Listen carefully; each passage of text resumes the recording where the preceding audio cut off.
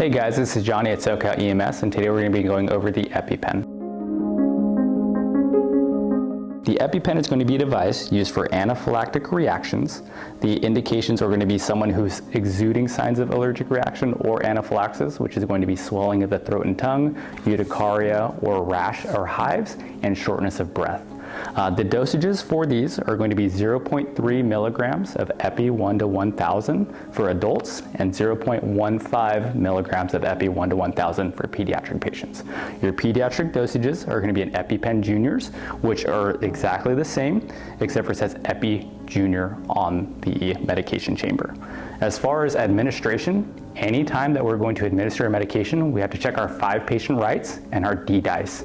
So our 5 patient rights are right patient, right drug, right dose, right route, right time, right documentation, and our D-dice is drug, dose, integrity, clarity, and expiration. So to administer our Epi Pen, first we have to ensure that it's the patient's Epi Pen and our indications are met.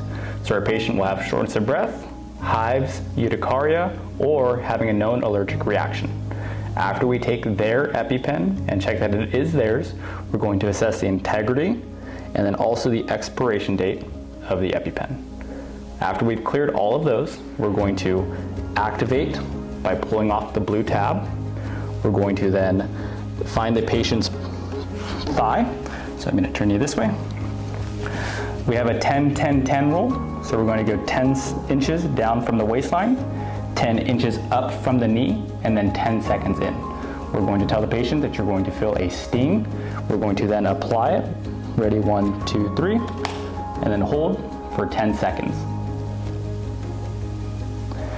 After our 10 seconds, we're going to then rub the injection site and then reassess our patient.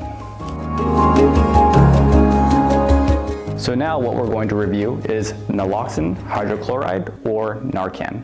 These are going to be located in a pink box like this. The concentration for these are going to be 2 milligrams in 2 mLs, and also there are Narcan preloads located that law enforcement officers carry, and or you can get them over the counter in most places.